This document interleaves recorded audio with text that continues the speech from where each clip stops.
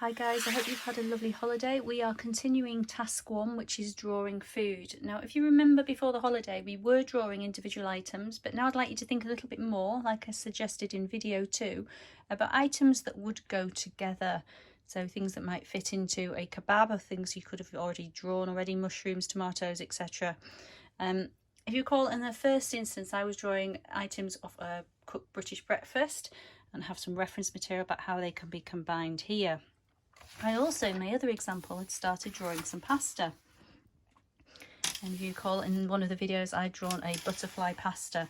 I went onto the internet and I thought about a recipe that might include something I quite fancy drawing, and I wanted to draw a prawn. So I came across a recipe that had ingredients that would work together and be a bit more interesting to draw than just a few tomatoes and things in a pasta.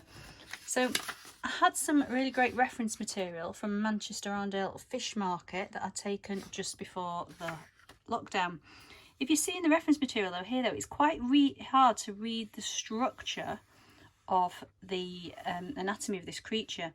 And it's got a tail missing. And whilst I can find one in one of my other photographs, I have gone on the internet to look for some further reference material.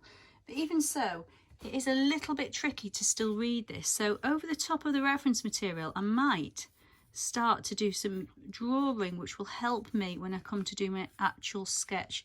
You see I've put those lines in. I've previously been and looked at other reference material and started to count the number of components. Remember, I am interested all the time in ensuring that things are accurate and in proportion.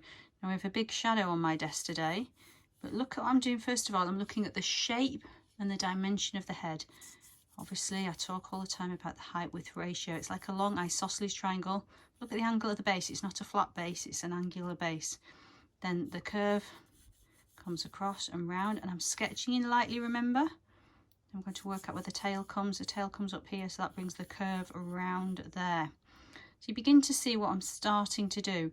Now I know there's one section here. Remember, if I get it wrong, I can change it. That's the beauty of this. I do not have to restart constantly because I'm just drawing in. That's roughly the shape. The tail comes down and across. The little legs are into this section here. The eye is quite close to the end. It's got this section on the back that's got some jaggy lines onto it. These look quite nice to draw. Quite good fun to draw that line. And a little bit different. So now I'm going to start working into it and adding a little bit more detail.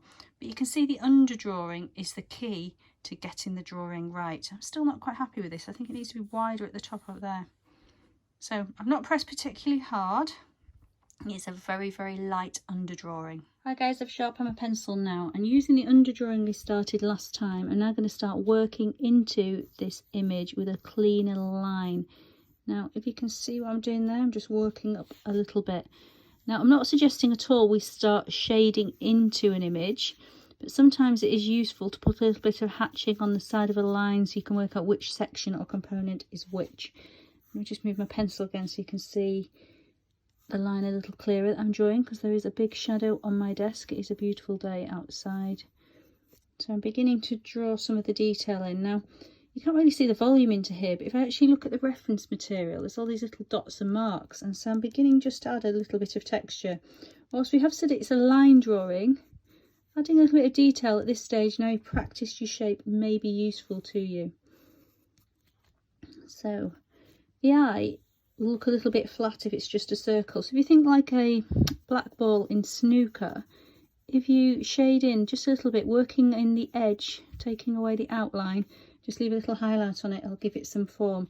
Now, as I'm building up, I'm thinking about the individual sections and a little bit of shape.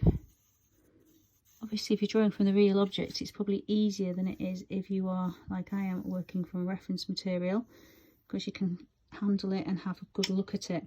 Some of these elements are harder to work out and see, but I'm going to do my best just to draw what I think is there, based on the structures I can see. So I'm beginning to add some detail into there. Now, I have done some earlier on. You can see them up here. Now, I'm looking at the pasta recipe, as we remember from before. So I have done my research and I've gone to draw some other shellfish some clams and some mussels to go with the pasta. So I want you to think about the range of things you're drawing. As you start to develop your drawing, like I say, remember the underdrawing can still be evident, and you can work with more confident lines. Look at the weight into the line. I've not just drawn a steady, even outline around everything. There's different weight into my lines. We'll come to that in another video.